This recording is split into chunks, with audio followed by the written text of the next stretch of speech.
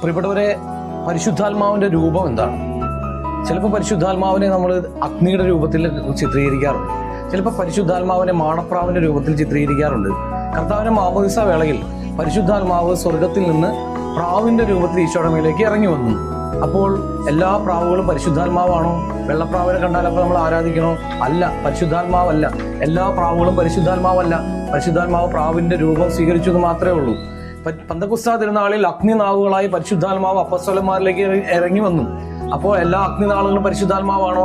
അല്ല, എല്ലാ അഗ്നിനാവുകളെയും നമ്മൾ ആരാധിക്കാറില്ലല്ലോ. അപ്പൊ എല്ലാ അഗ്നിനാവുകളും പരിശുദ്ധാത്മാവല്ല. പരിശുദ്ധാത്മാവ് അഗ്നിയുടെ രൂപം സ്വീകരിച്ചു എന്ന് മാത്രമേ ഉള്ളൂ. അപ്പൊ പരിശുദ്ധാത്മാവിന്റെ ഷേപ്പ് എന്താണ്? ഈ പന്തക്കുസ്താ ദിനത്തിൽ പരിശുദ്ധാത്മാവിന്റെ ഷേപ്പ് കാണണ്ടേ? അതിനുവേണ്ടി ഒരു സൂത്രവിദ്യ പറഞ്ഞു തരാനാണ് ഈ വീഡിയോ. നല്ല കണ്ണാടിയുടെ മുമ്പിൽ ചെന്ന് നിൽക്കുക, നോക്കുക. നീയാണ് പരിശുദ്ധാത്മാവിന്റെ ഷേപ്പ്. പരിശുദ്ധാത്മാവ് എവിടെ വസിക്കുന്നുവോ അതാണ് പരിശുദ്ധാത്മാവിന്റെ ഷേപ്പ്.